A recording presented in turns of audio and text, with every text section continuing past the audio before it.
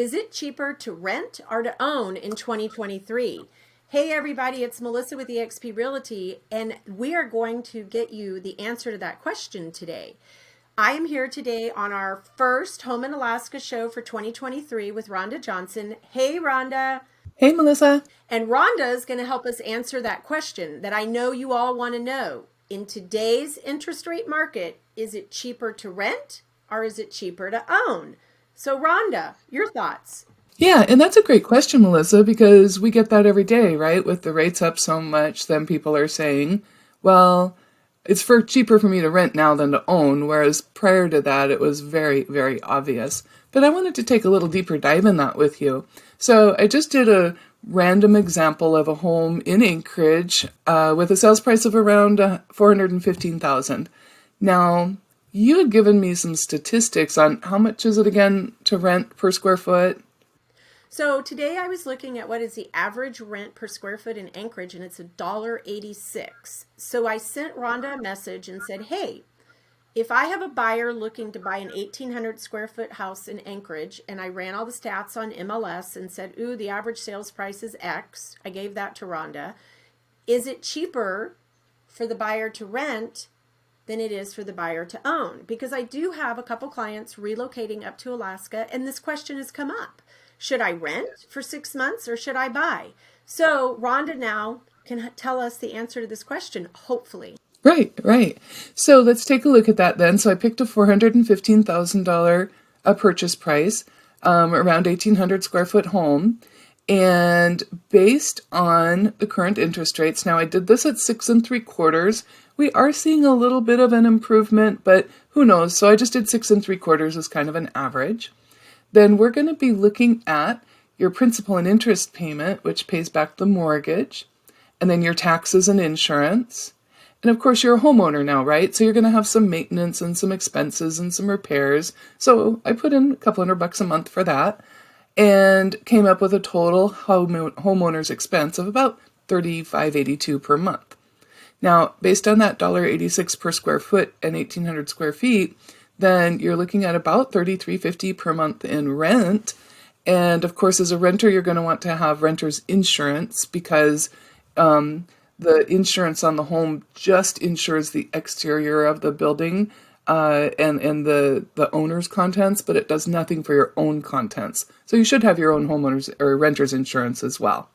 So if we calculate this out over a 10-year period, then you can see that, yeah, it is a little bit more expensive to own right now than it is to rent for the first year and even the second year.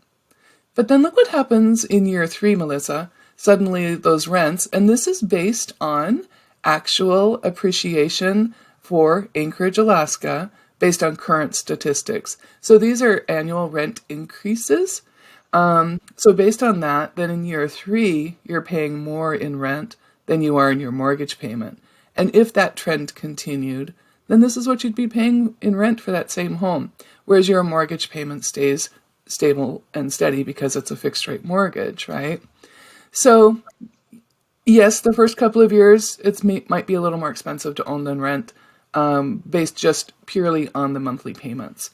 But at the end of 10 years, you would have spent about $55,000 more by renting than by owning. Here's where the magic starts happening though, Melissa, because remember, even though we're at like a 6 3/4% interest rate with this example, your rent payment is 100% interest. Not one penny of it is going into your pocket in either appreciation or equity. And so at the end of 10 years, based on the current appreciation rates in Anchorage, Alaska of 5.23%, then you would have gained about $275,000 in appreciation. Now remember, this is not any kind of monies that you paid out. You didn't write a check for appreciation. This is just simply the market has gone up in value.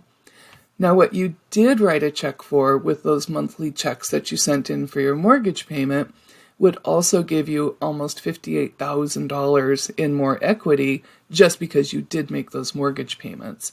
And there's zero equity when you're renting. So at the end of 10 years, you'd owe around $336,000 on your home. So now let's say like you want to sell it and you want to do something different. Then when you sell it, you're going to have some expenses, right? Because you're going to list it with your realtor. You're going to have some closing costs, maybe have a little bit of repairs. And so you're going to have some expenses when you sell it. So you need to plan for that. And in addition, the tax benefits over these next 10 years have given you about, $10,000, $11,000 in additional tax benefits by owning than you wouldn't have had in renting. So at the end of 10 years, you could expect, based on the statistics as we know them today, that you're going to have about an extra $444,000 in your pocket when you sell this home versus zero that you would have in your pocket if you were a renter. So I just like to give you kind of the whole big picture because people get sometimes very focused on the today and the right now and don't look out a little bit further into the future. And so today, right now, if they said, is it cheaper to rent versus buy? Then the answer is on the monthly payments, perhaps. But in the long term, and the tax benefits and the appreciation and the amortization of your equity, then over time it does not make sense. Now, there's some changes to that, or there's some things to think about, because if you were going to buy it and just turn around and sell it in 1 year, then no, it might not be a good plan to buy a home right now because it's not cheap, it's expensive, and you are paying a little bit more in those first 2 years. If you sold it in just the second year after you bought it, then after all the expenses and all of that, then no, you're not going to be putting a lot of money in your pocket. But even after 3 years, then you've got an extra $30,000 in your pocket that you wouldn't have had renting. And same thing with 4 or 5 and so on. So I kind of like to, it's not a blanket answer for everybody. How long are you going to plan on living in this property? So if it's just a couple of years, go rent. If it's something that looks like it might be a longer term, then you're absolutely going to come out ahead by owning. So that is the big answer to the question for 2023. At this point today, January the 5th, 2023, that it is based on average rents in Anchorage and what it costs to buy an 1,800 square foot home versus what it costs to rent an 1,800 square foot home. It is a little bit better to rent. However, you're just giving that money to your landlord and it's giving you nothing back. So if you've been thinking about buying, you can reach out to one of us. At the end of this video on the screen will be my contact information and Rhonda's contact information. Call us and ask us the question. You might be surprised. And wouldn't you rather in 10 years walk away with $343,000 versus nothing? Which is what you're going to walk away with if you continue renting, correct, Rhonda? Correct. Absolutely. Yep. Your landlord will walk away with this extra money. Who will? Your landlord will. Well, the landlord, yes, because the other thing too is no matter who owns the home, there's tax benefits and there's appreciation benefits, no matter who owns it. And standard appreciation in Anchorage is 5.23. So again, just by living in your home, doing nothing, it standardly appreciates. So if you've been thinking about making a move and you're currently renting and you do have plans to stay in the Alaska arena for the next 3 to 5 years, renting is not your option. You do need to look at buying a home.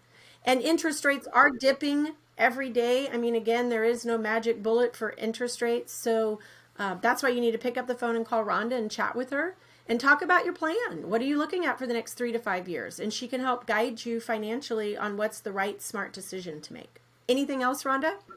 No, you're absolutely right. Let's take a look at your specific situation and then you decide. We'll give you the data and then you get to decide. Okay, so you guys follow me all on all my social media channels, Melissa Harmel Realtor, and we'll see you next week. Bye, Rhonda. All right. Bye.